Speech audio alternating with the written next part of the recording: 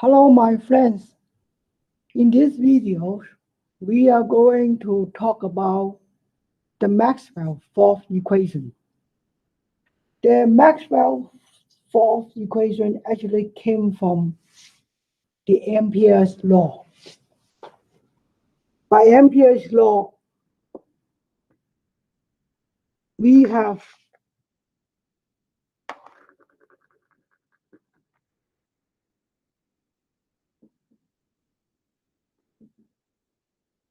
the loop integral of magnetic field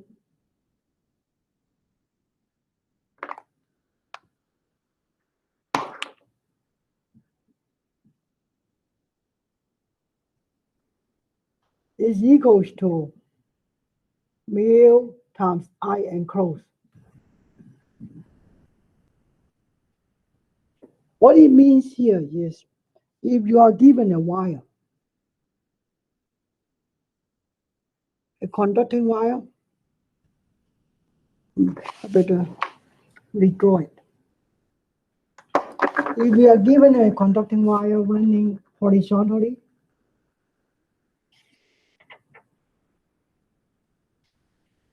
and if the wire has a cross-sectional area here,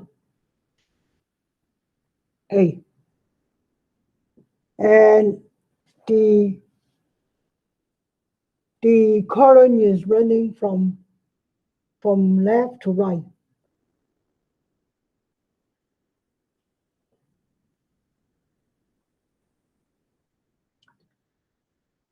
and in terms of the current, you have the current is given by is a function of the current density and the area. The current density is not going to be a constant. By Ampere's law, you will end up with a magnetic field circling this conducting path. And the direction of this magnetic field is can be determined using the right-hand screw rule. So if you point your thumb towards the direction of the current, then you can use the direction of your finger, the finger of your right hand, to determine the direction of the magnetic field. In this case, the magnetic field is pointing this way. And the loop integral of the magnetic field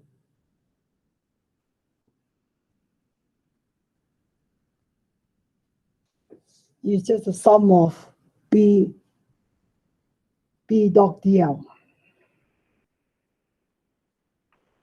Now, according to this diagram, if the current density is not a constant, then I enclosed will be given by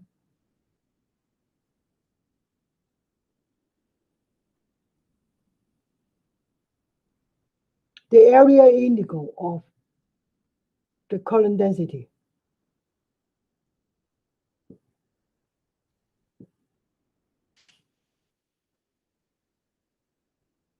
And if we substitute, now let's label the original Ampere law's equation as equation 1. And let's label this equation as equation 2. And if we substitute equation 2 into equation 1, what we end up with is the loop integral of the magnetic field is equals to mu times I enclosed.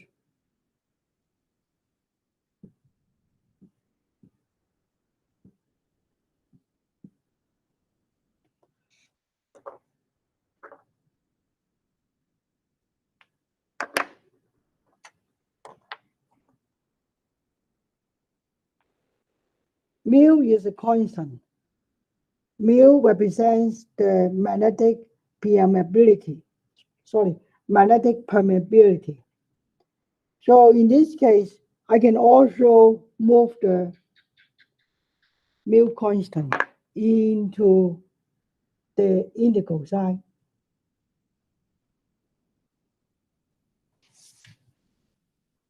So I will label this equation as equation 3.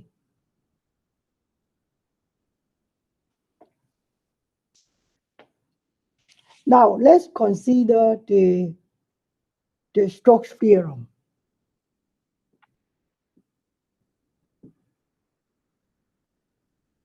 Stokes theorem. By Stokes theorem, the loop integral of the magnetic field is given by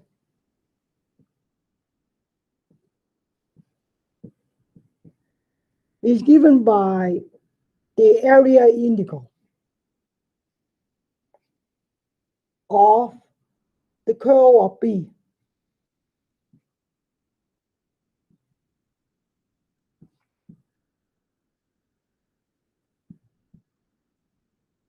So let's label this equation as equation 4.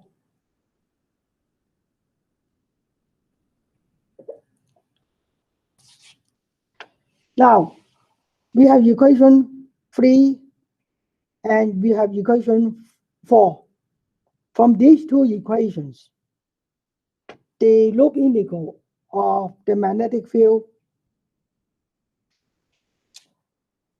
can be expressed as either as the area integral of mu j or the area integral of the curl of B. So in this case, we can say that the right-hand side of equation 3 and the right-hand side of equation 4 are basically equals. So in this case, I can say that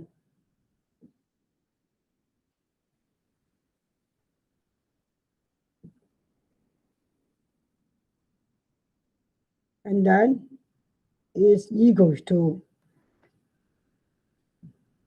I better write on another line. I don't have enough space now.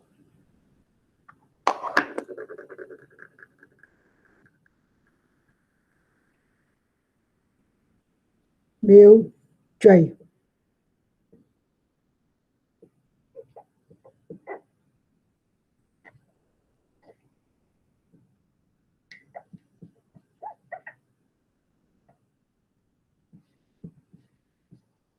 If according to the last equation here, the area integrals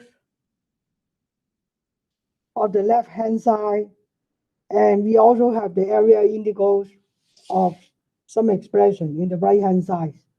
If the area integrals of both expressions are the same, then we may just conclude that the integrands are the same as well. So the left-hand side is equals to, let's draw a line here. Let's make the left-hand side of equation 5 should be equals to the right-hand side of equation 5. Right-hand side of equation 5. Sorry, mu j.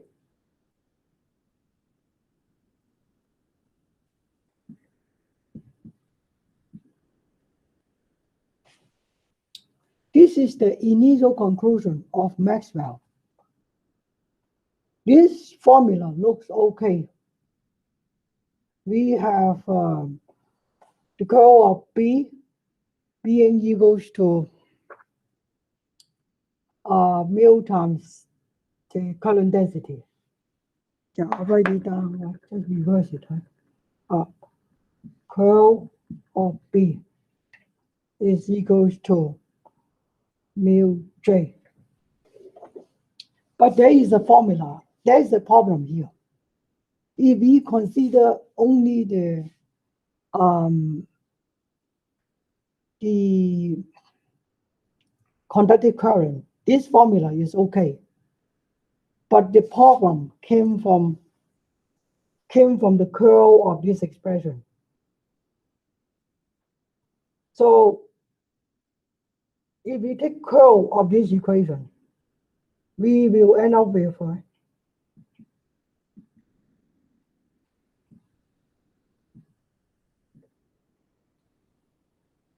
the left side is going to be the curl of magnetic field. The right side is going to be mu times the curl of J, where J is the current density. And we all know that the curl, I shouldn't, yeah, I should say, right? Take the divergence of equation 6. Sorry about that. Take the divergence of equation 6.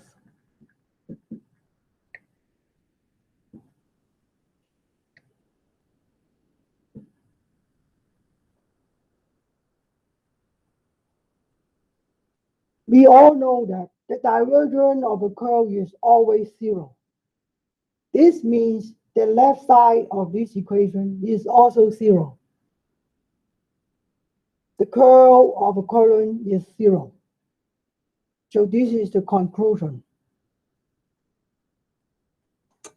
Apparently, this conclusion is okay for a conducting wire. In a conducting wire, if we apply this equation to just a tiny region here,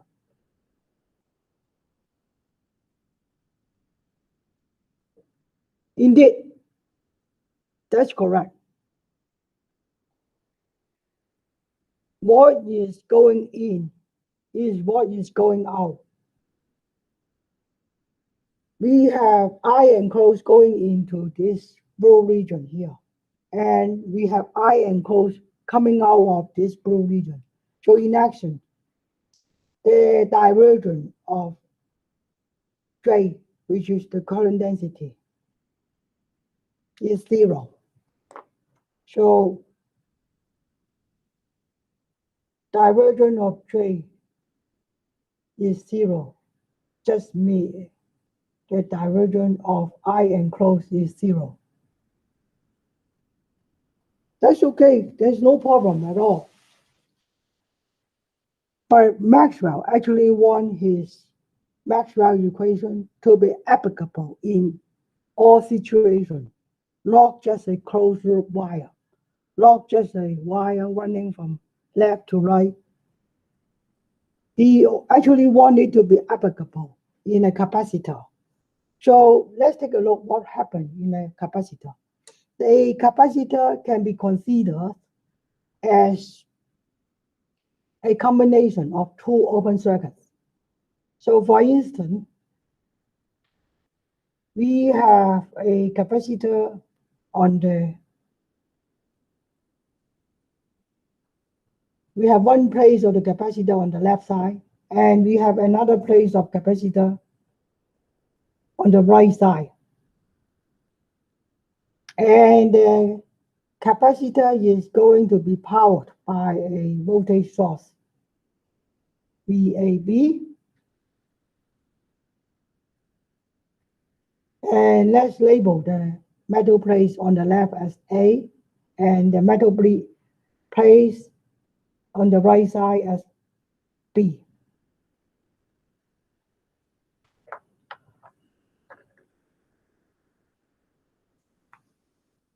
If we apply the divergence of current being equal to 0 to the left side of the circuit, it's okay, right? If we draw the blue box just here, it's okay.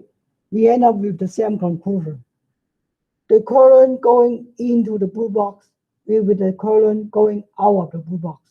But yeah, in this case, indeed, the divergence of current is 0. But what happens if the blue box is extended? If we apply the divergence up to this region, up to uh, this position here. On the left of the blue region, we have current I enclosed. I. And on the right of this blue box, we have nothing. So if we consider only the conductive current, in this case, the divergence of I enclosed is log 0.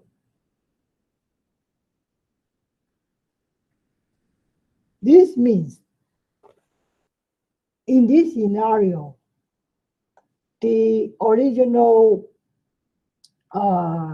conclusion does not apply.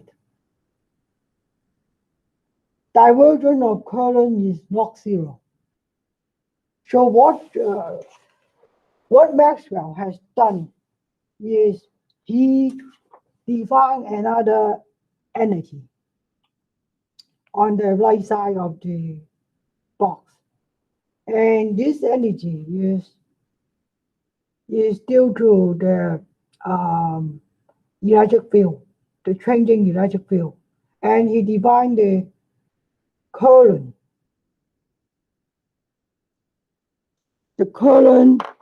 in the space here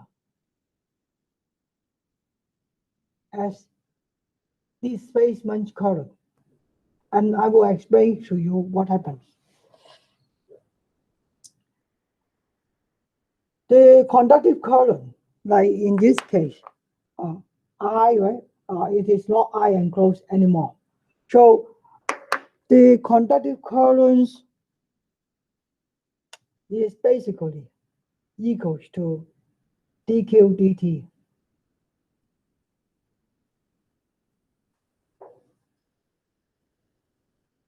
Where Q is the charge moving along the conductive wire. So as the current goes up, then we will have a charge accumulate in here. The amount of charge accumulate in the metal plates will depend on the current. And by Gauss' law, we should be able to electrostatically induce another charge on the metal plate B as well. And this charge will be equals in magnitude, but opposite in sign.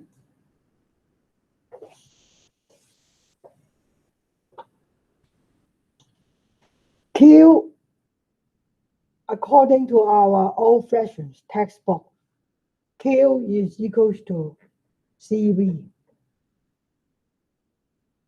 And V here is the potential difference between these two metal plates.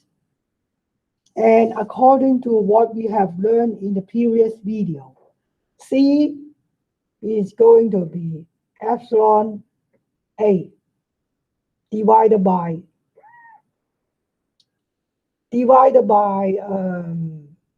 the distance. So let's assume the distance between these two metal plates as D.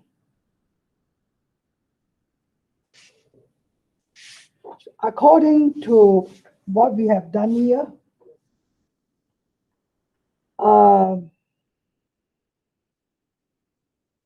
we have C being equals to epsilon times A divided by D. And we also know that the potential difference in a parallel capacitor is given by the electric field. Let's say the electric field here is E.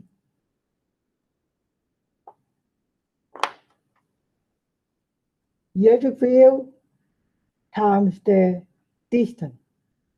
The electric field will be more or less constant. So in other words, we can substitute these two variables into equation 7. In this case, Q is equal to C. And VAB. VAB is given by ED according to these expressions here. So what we will end up with is epsilon A and the D on the numerator and the D on the denominator will be cancelled off with each other. So in other words, the conductive current will be equals to dq dt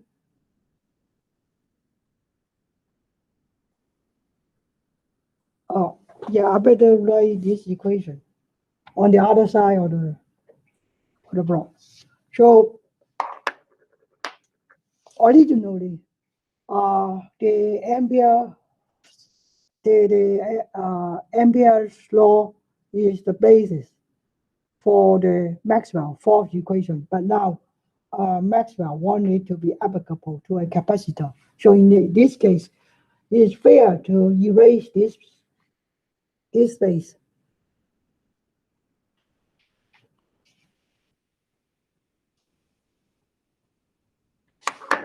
So we have the conductive current I being equals to dq dt, and according to equation A,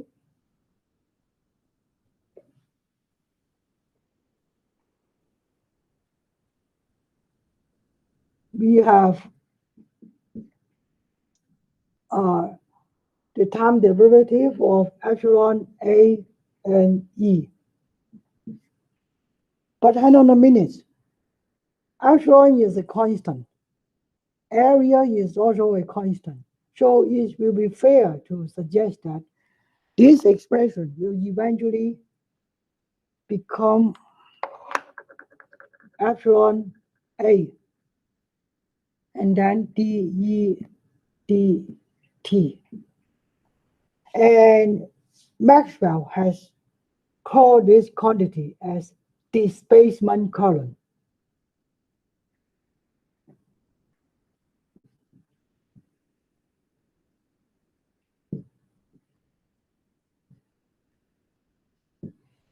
And he also invented another quantity, so-called current density of the displacement current.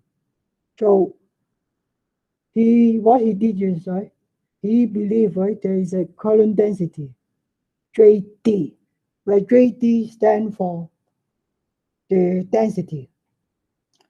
And then the density of this displacement current, and then the actual current of this displacement current is going to be JD times A. So in other words, the displacement current density is given by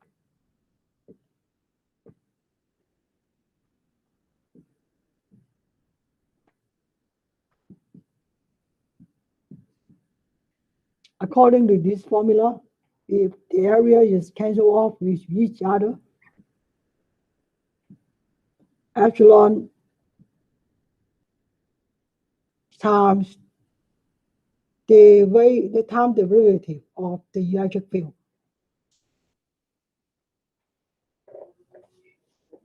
So in other words, the actual I enclosed is not just the conductive current. It's also the displacement current formed in the space here. And according to Maxwell, this displacement current will equally produce a magnetic field. If the magnetic field can be formed can be formed on the left side of this blue region. So in this case, we have a magnetic field here. We can easily form a magnetic field for the changing electric field in the space between these two metal plates.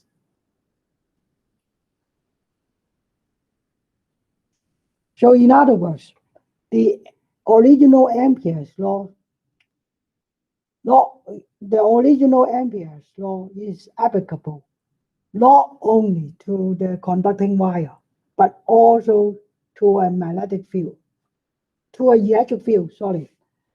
So in other words, what he did was he assumed the conclusion from the Ampere's law is applicable to a capacitor as well. So the new equation 6 will become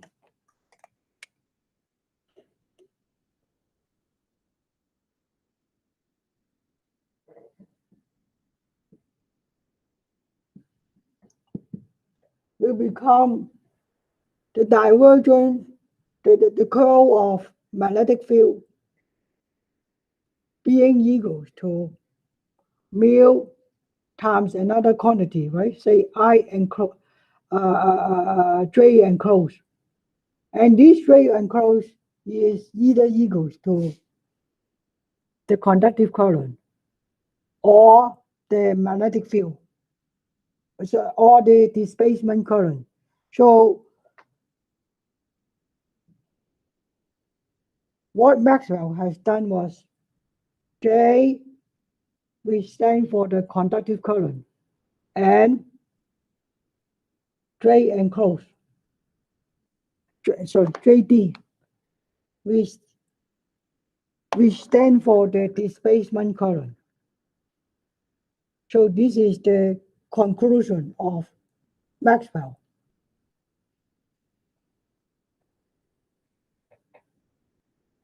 According to equation 9, and this will give you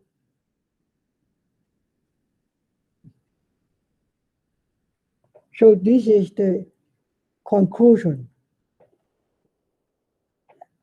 This is the so-called Maxwell fourth equations.